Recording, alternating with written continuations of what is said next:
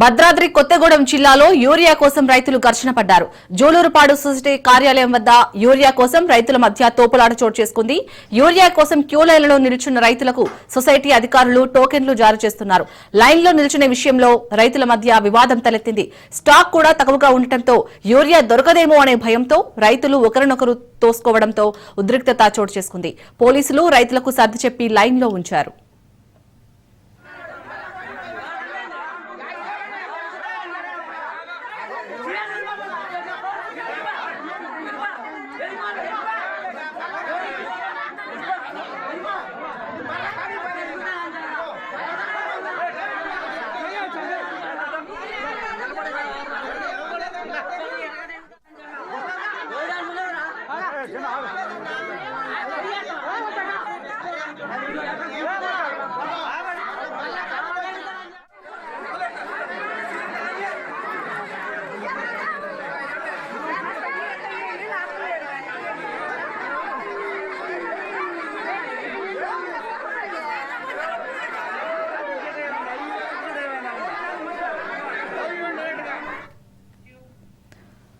రైటికేటు Julurupadu society కార్యాలయం వద్దనైతే urea కోసం రైతులు ఘర్షణ పడినట్టుగా తెలుస్తోంది. దీనికి సంబంధించి పూర్తి అప్డేట్స్ మా ప్రతినిధి నవీన్ అందిస్తారు. నవీన్, రైట్ షాల్ని యూరియా కోసం రైతన్నలు ఇబ్బందులు ఎదుర్కొంటున్న పరిస్థితి అయితే ఉమ్మడి తెలుగు రాష్ట్రాల్లో కూడా చూస్తున్న పరిస్థితి కూడా ఉంది. ఈ నేపథ్యంలో భద్రాద్రి కొత్తగూడెం జిల్లా జూలూరుపాడు మండలం సొసైటీ కార్యాలయం వద్ద అయితే యూరియా కోసం రైతుల మధ్య ఘర్షణ మరియు తోపులాట అయితే చోటు చేసుకున్నట్లుగా అయితే మనకు సమాచారం తెలుస్తున్న పరిస్థితి కూడా ఉంది.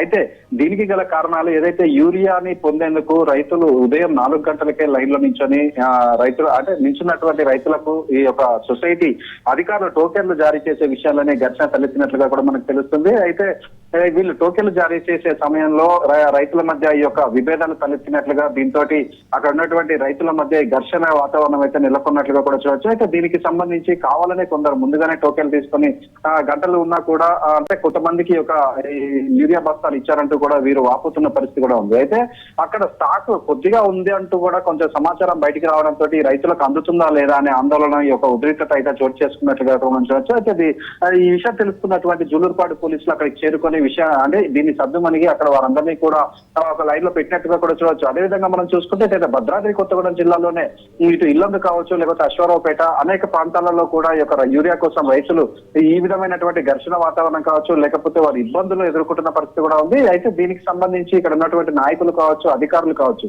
అంటే ఇప్పుడు మన రాష్ట్ర ప్రభుత్వాన్ని తీసుకుంటే యూరియాకి ఎటువంటి ఇబ్బందులు లేవంటూ చెప్తున్న పరిస్థితి కూడా ఉంది. దానికి సంబంధించినటువంటి శాఖ మంత్రులు కావచ్చు, ఇక్కడ ఉన్నటువంటి శాసనసభ్యులు ఇబ్బందులు లేవంటూ చెప్తున్నారు. కానీ ఇక్కడ మా పరిస్థితి మాత్రం చాలా అధ్వాన్నమ పరిస్థితులలో ఉన్నాము.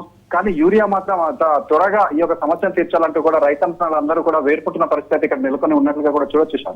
Right, thank you Naveen.